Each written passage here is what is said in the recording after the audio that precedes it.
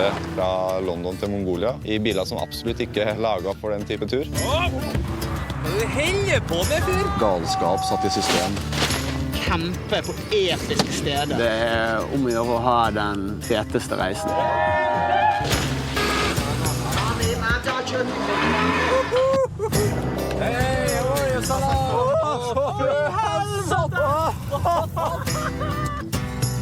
Er det mulig?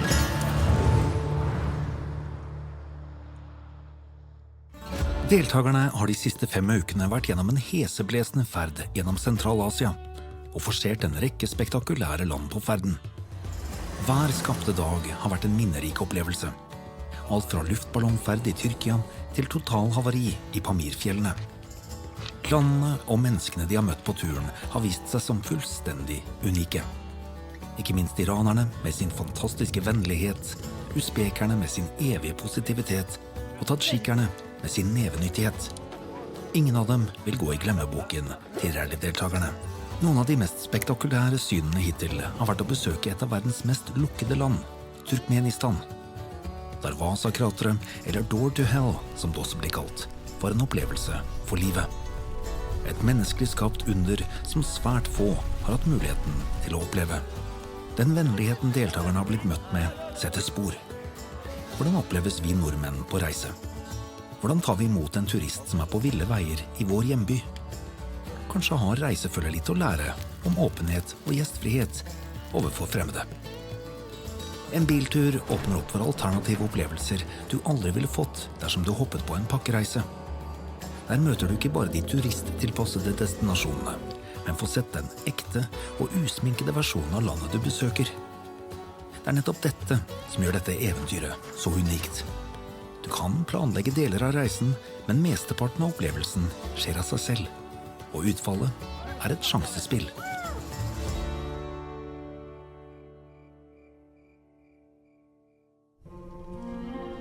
Fra Pamirfjellet så hadde vi et par lange kjøredager helt opp til Issyk-Kul, som er en stor innsjø som ligger i Kirgisistan.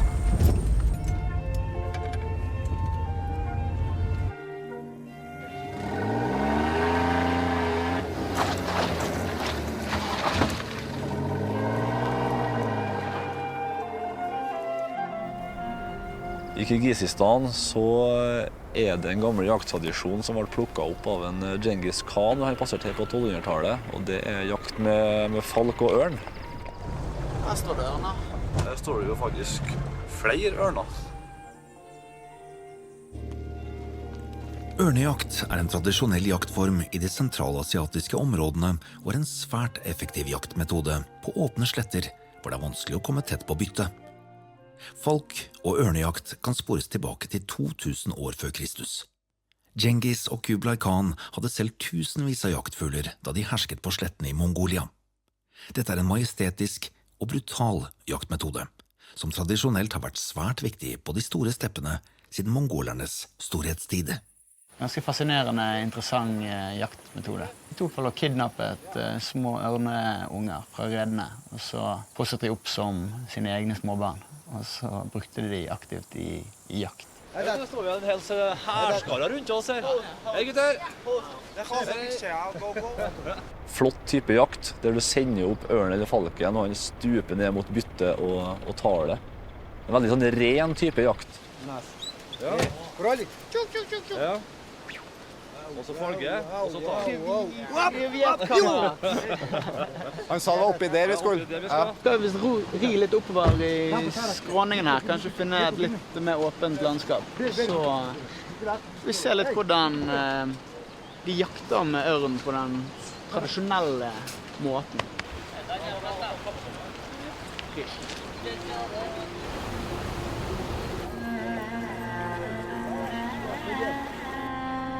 Skulle egentlig bare på en liten ørnejakt, men så ble det en liten ridetur også.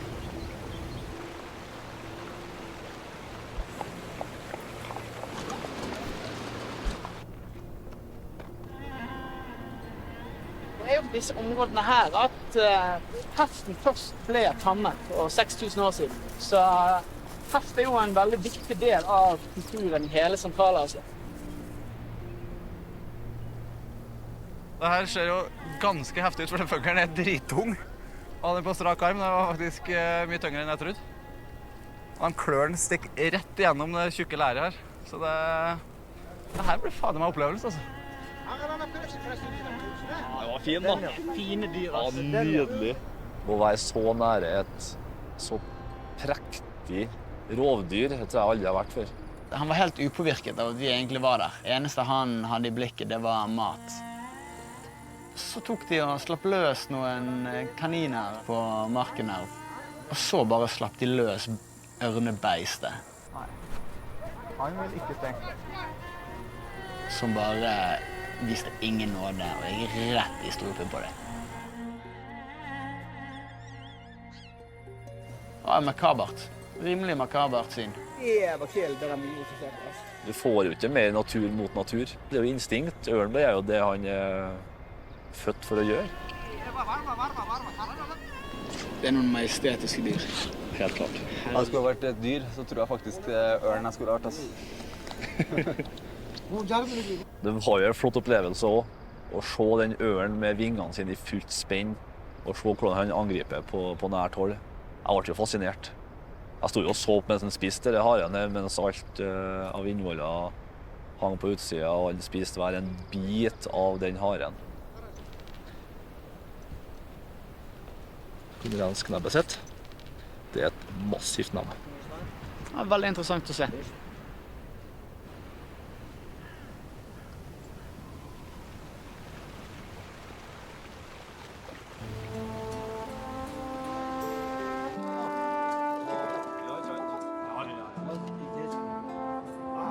Etter denne ørnejakten vi har vært med på, så kjenner vi oss litt sultne vi også. Vi fikk jo ikke spise noe kanin, vi. For den skulle ørnen. Jeg tror kanskje du har fått hvis du hadde spurt om det. Kanskje. Men uansett så synes jeg det frister litt mer med noe fersk ørret fra elven bak her. Altså, det er så digg det. Jeg har spist latterlig lite fisk på turen. Ja, det har det også. Men det er fordi mange av de landene vi har vært gjennom har jo vært landlåste. Så det har ikke vært så mye... Lite fisk og fin. Ja, lite fisk å finne. Men nå kommer det til å endre seg. Når vi kommer opp i Kazakhstan i løpet av kveldingen kanskje, så begynner det å bli fiskete.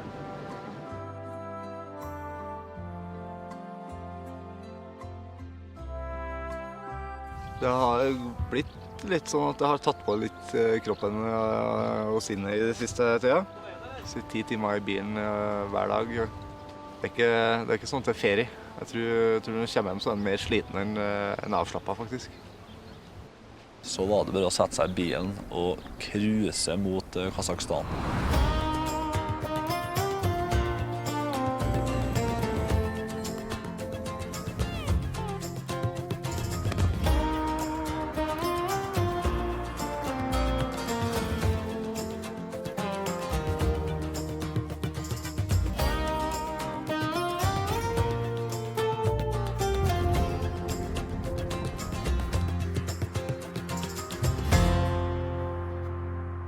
Stort Kazakhstan. Ja, helt hinsides. 7 ganger større enn Norge. 7 ganger større enn Norge. Hvor mange mil er det vi skal kjøre egentlig? Jeg vet ikke. Hundrevis. Ja, det er et par hundre. Ja, noe sånt. Kazakhstan er verdens største landlåste land, og det er nå flere uker siden reisefølget har sett hav. De neste dagene må gutta tygge seg gjennom milevis med åpne stepper, og det med svært varierende veistandard. Grunnet innskrenkninger på grensen til Mongolia er det viktig å komme seg dit så fort som mulig, før grensen i verste fall kan bli stengt. Mongolske myndigheter har plutselig annonsert nye regler for innreise. Det kreves et depositum på ca. 50 000 kroner for alle biler som krysser grensen, som deretter vil bli tilbakebetalt når og hvis bilene forlater landet. I tillegg er det kunngjort at alle biler som grensevaktene anser som skrøpelige, vil bli nektet adgang til landet i frykt for forsøpling og opphopning av forlatte bilvrak. Det er bare til, jeg gleder meg.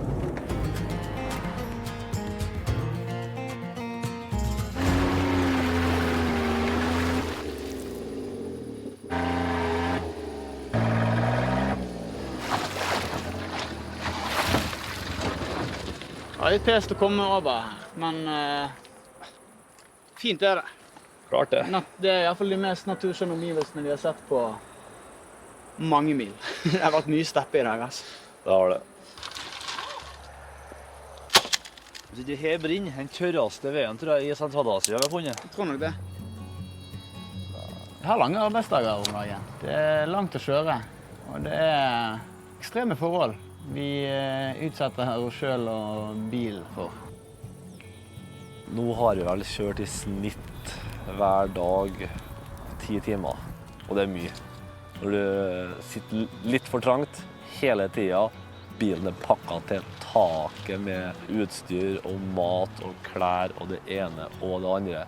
Og da er det godt å kunne slå opp teltet til kvelden i hvert fall og legge seg og sove noen timer og kunne strekke ut fotene. Det er bra progresjon. Jeg synes vi fungerer godt sammen som et lag, så er det egentlig ingenting å utsette på ting. Flambert chili con carne og mac and cheese. Alla tysk hermetikk av beste slag. Og den andre der er jeg litt usikker på. Jeg tror det er noen kjøttboller og potet. Så Det er mat for... hvis du har breakfast for champions og dinners for losers, så har vi... Nei, vi er konge.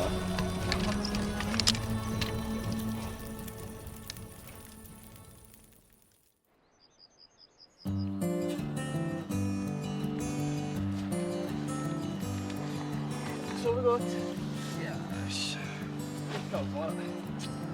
Jeg har gått overraskende glad her, altså. Pamirfjellet tok jo også knekken på 1,5 av teltene våre. For at det andre teltet vårt, det knakk helt sammen. Det var ikke mer igjen av den pinneved. Og jeg var kanskje litt breial og sa at nei, vi trenger ikke en ny telt. Bare 10 dager igjen. Jeg søv ut. Og har da lånt Torke sitt myggnetting. Og jeg kjenner det at det skal bli det skal bli kaldt fremover. Ja. Gikk bra i natt, men at jeg må trø på meg både med bukser og t-skjorter og gensere og det som er. I mangel på telt så er det forsetet som er plassen min nå. Lars skulle spare 600 kroner på å ikke kjøpe telt. Jeg hater fortsatt Lars for de 600 kronene, altså. Det kjennes jeg aldri til å tilgi ham for. Med maken til dårlig soveposisjon og dårlig nattsøvn, det tror jeg aldri jeg har hatt. Så det er resten av gjengen som får slite med en sur og grinete Torkild på resten av turen. Det er vanskelig med han er 2 hender, han har gått så inn her, vet du. Alt knekt som et uvær. Alt sammen. Føles det XXL, da? XXL. Kan greiene sin. Da holder det, skal jeg bare få dødt han, altså.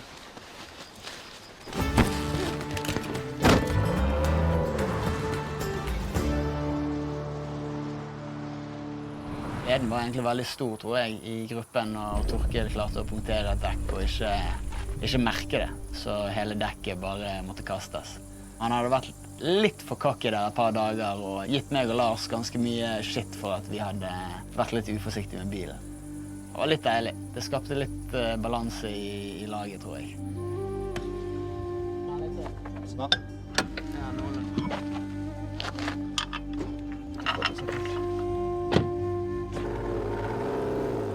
Vi har et ekstra dekk som er veldig slitt og dårlig. Egentlig ikke noe stol på. Привет. How are you? Er det den her? Hæ? Inni der? Åja. Ja, men da så. Ingen? Kakk? Sett det bare her? Ok. Ikke bra. Det her? Det er nei. Nei, greit. Ja. Ja, kaste det. Dere der? Det er bra, da. Jeg ser det. Ja, så på den her. Ja, greit slitt så der og her. Litt forskjell. Alt du har, ja. Greit. Ja, ja. Nei, det brenner i hvert fall. Jeg vil fortelle det. Ja, ta det her, da. Den er bort. Ja, men vet du det. Ja, det her er jo... Ja, det kan ikke ha. Det er jo den svakheten der. En stein, så ryker det igjen. Ja.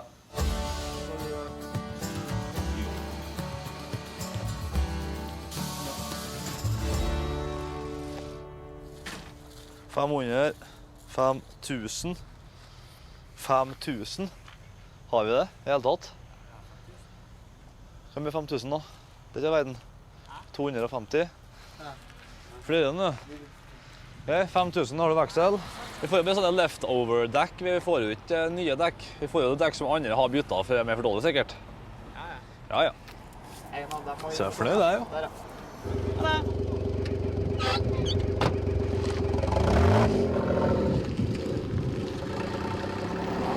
Nå har vi akkurat byttet dekk og kjørt litt, det var ikke et problem. Og så begynner alt å slarke og humpe i hele bilen. Det var en sånn rar vobling i styringen når jeg kjørte i stad. Åh, vi prakk det blir. Hele tida. Ja, men det er jo herpa, det er ikke noe vi kan gjøre med det. Ja, det er skjev her. Ja. Det var ikke rart. Ja. Har du ny? Har du dekk? Eller ikke? Ja, han har ikke. Dum. Nei. Skal se dekket. Ja, skal se at det er bra dekk. Ja. Skal jeg være med? Jeg hadde ikke blitt dekk da, med en kompis av en som sitter her nå og kjører. Han skal ta oss med til et sted hvor de selger dekk.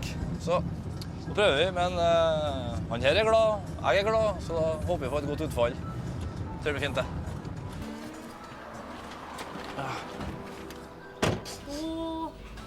Ищи 185. Okay. Ja, men det er jo fine dekk, det er jo faktisk helt konkurrens nye dekk. Ja, men dette her er jo ganske bra. Perfekt. Sweet. Nå snakker vi dekk. Herre, nytt. 8000 lokale gærninger. Salam, gutta. Har det bra? Do you speak English? I speak English. Oh, yeah. Oh, you speak English? You understand a bit. You understand me? I understand everything. Norwegian? Yeah, Norwegian, yes. Viking.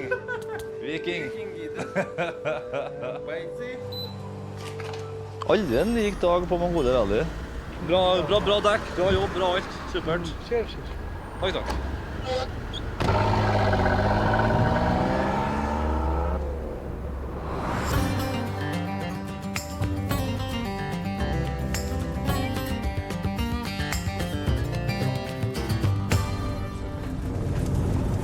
Dårlig veier på Kasakhstan ligger an til å ta en førsteplass hvis det fortsetter sånn mye lenger. Det er så mange hål at du må nesten bare etter hvert velge hvilket hål du faktisk skal kjøre opp i, for du må kjøre opp i noen. Ja, helt ekstremt. Vi kjører i dag ikke fortere enn i 40, for noe annet går faktisk ikke an. Hvis du bare nærmer deg 50-60, så smeller det så hardt, og du rekker ikke å bremse ingenting. For bilen vår så har jo en bremselengde da, på en fotballbane, uansett hvordan fart du har. Etter en drøy 8-9 dager med ordentlig renarev, så er det nå på tide å komme seg en liten tur til legen. Det er en sykebil. Det virker jo sånn. Det er lett å finne fram på sykehuset her når du ikke skjønner kløyva ord som står her.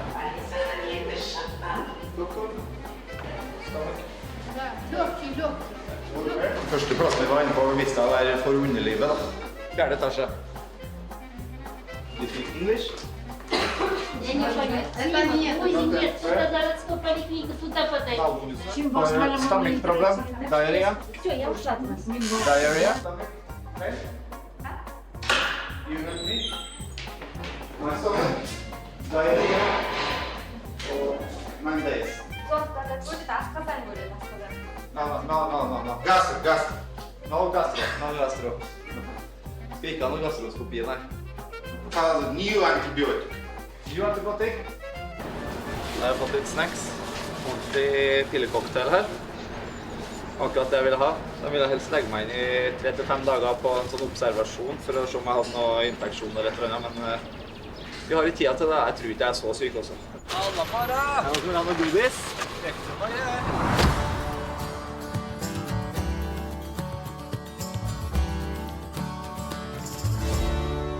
Både meg og Lars vi så ganske mye frem til å komme oss til Kurchatov, som er der sovjeterne da gjorde aller fleste av sine atomprøvesprengninger gjennom 40 år.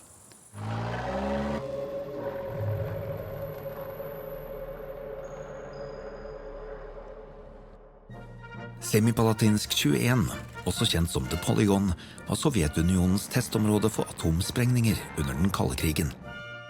I perioden 1949 til 1989 ble det gjennomført 456 atomsprengninger i området. Uten noe særlig hensyn til hva strålingen skapte av konsekvenser for lokalbefolkningen rundt sprengningsområdet. Byen Kurchatov, som bare ligger noen mil fra testområdet, var en gang i tiden en hermetisk lukket by og hemmeligholdt fra resten av verden. I dag er Kurchatov en spøkelsesby, med bare en håndfull innbyggere. Store helseplager og tidlig død er fortsatt utsiktene for menneskene som bor i byen eller området rundt. Og vi kjørte, og vi kjørte, og vi kjørte. Det er det flateste landet jeg har vært i hele mitt liv. Du ser ingenting, det er ikke fjell, det er ikke skog, det er ingenting. Det er bare sletter og stepper og en hålete vei. Det er det du kjører på. Utpå her. Det var det mest hemmelige stedet i Sovjet. Kasakhstan er så svært, og der er det gode muligheter for å gjemme hva du vil ha gjemt. Ja, det var ikke veldig mye å se, men når en tenker på at det er detonert over 400 atombomber her. 456 i dette området. Det er litt rart at det er ingenting her da. Ja, det er helt... Altså her vi står nå, det er sikkert ikke noe radioaktivitet her, men kjenner dere den dirringen i kroppen liksom? Du føler liksom at du er litt mer radioaktiv. Jeg mistet litt følelse av tærne. Ja, sant. Det er jo ikke mulig å føle stråling, men du føler det litt likevel. Føler jeg. Hvis vi sender deg i den retningen der nå, rett ned i krateret hvor det er verst stråling, prøv å bli kvitt av litt sånn bergenser og hipster-tendenser, og så kommer vi tilbake kun med barten og har blitt trønder. Jeg vet det, Det er radioaktiv trønder. Helt, vet du. Men det er et stykke på å finne... Det er noe krater, jeg aner ikke hva det er med. Dette området det er på størrelse med Sogn og Fjordane fylke. I mange år så var den byen en helt hermetisk lukket by, der ingen informasjon gikk ut eller inn, fordi at alt var top secret, alt var hemmelighetsstemplet. Etter Sovjets fall så forsvant jo hele ryggraden i denne byen. Folk stakk jo bare. Så det som står igjen nå er jo bare en ordentlig spøkelsesby. Jeg tror nok at ikke de visste, eller de ikke ville vite noe om konsekvensene av disse atomsprengningene sine. Her var fader meg noe av det mest falleferdige jeg har vært borti oss. Den eneste måten nesten du går bort på i det området, det er ved kreft. Naturlig død eksisterer nesten ikke lenger. Så det er jo en tragedie for Kasakhstan og det folket som har vært der. Men de tar det jo med en rar form med knusende ro. Det ser jo sånn at det er så tomt siden år 91, ikke 1991. Vi skal ta et lite bevis på at vi befinner oss på kjipt terreng, sier det mildt. Oi, så da, ja. Kanskje det er... Atomer. Det er sånn. Nå har du fått fingerkreft. Jeg har det. Rett på fingerkreften med en gang. En gang var jo dette her en pulserende by med over 40 000 innbyggere. Men etter at Sovjet kollapset og militæret trakk seg ut herfra, så har bare befolkningen bare stupt. Det er jo ganske naturlig. Hva skal folk gjøre her når det ikke er ikke jobb, ikke noen penger som kommer inn hit? Det er ikke noe å gjøre her. Nei, det er meningen. Det er bare å forlate sted. Skjønner jeg blott da? Faen, ikke gøy til å bo her, jeg heller, altså. Men er det egentlig det her Kasakhstan sitter igjen med? Sovjet hadde atomprøvesprengningene sine her og full forskning. Så dro de, og de fikk igjen en landsby, eller by da, som du sier, i ruiner. Det er hyggelig. Det ser vi jo alle standardlandene vi har vært i, har vært akkurat det samme problemet. Det er bare sykt mye bygg og border og ting som de ikke har bruk for. Da blir det ikke tatt vare på. Økonomien forsvann ut av landet. Da må du begynne på nytt igjen. Det å kunne få stå på den historiske grunn der, hvor atomkappløpet har vært på sitt villeste, der den kalde krigen utspilte seg midt i Kasakhstan, det var ganske spesielt. Det er typisk Sovjet. De har litt denne mentaliteten om at du må knuse noen egg for å lage en god omelett, sant? Og så jeg tror egentlig de i Moskva ikke brydde seg særlig mye om de der stakkars kasakhstanerne som døde som fluer på steppene. Det er jo et mørkt kapittel i sovjetisk historie. Etter Kurtjatov så satt vi kursen rett mot Mongolia.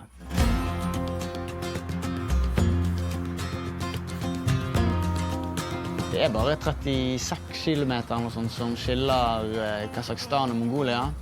Men vi må gjennom Russland for å komme til Mongolia. Så nå venter en etappe gjennom Russland, og så håper vi å komme oss til Mongolia rimelig kjapt.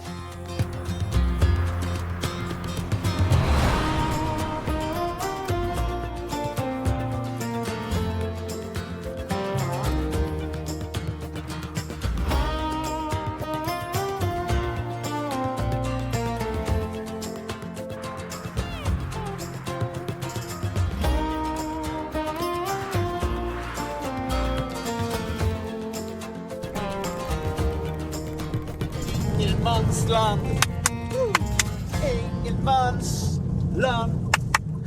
Ja, det blir spennende det. Ja, jeg gleder meg. Mongolia er jo målet for hele turen. Det er vel det landet jeg har kanskje sett mest frem til. Ja.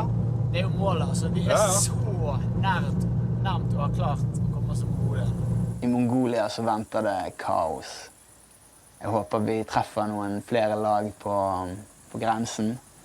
Og så blir det bare madness gjennom hele Mongolia. Veiene, de er jo berømt for å være helt ubrukelige. Men jeg tror vi alle sammen kommer til å være så giret når vi kommer til Mongolia at vi kunne skubbet bil hele veien til Ulan Bator. Jeg gleder meg skikkelig til å komme til Mongolia i morgen. Gutta tar nå fatt på den siste delen av turen.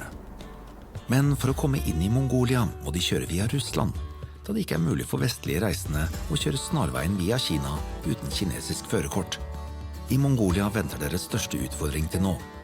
Gobi-ørkenen er verdenskjent for ugjestmilde temperatursvingninger, mangel på vegetasjon og enorme avstander mellom oasene.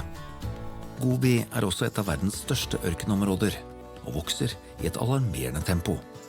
Dersom bilen bryter ned, eller noe skjer med deltakerne her, så er det ingen som kan hjelpe dem. Ryktene sier at veiene og landet de har krysset fram til nå er en himmelsendt gave sammenlignet med hva som møter dem i Mongolia. Etter 6 uker på veien er det først nå de settes på den største prøven. Veiene, fjellene, motorstopp og tidligere hendelser har vært med på å forberede gutta til deres siste hindring. Mongolia!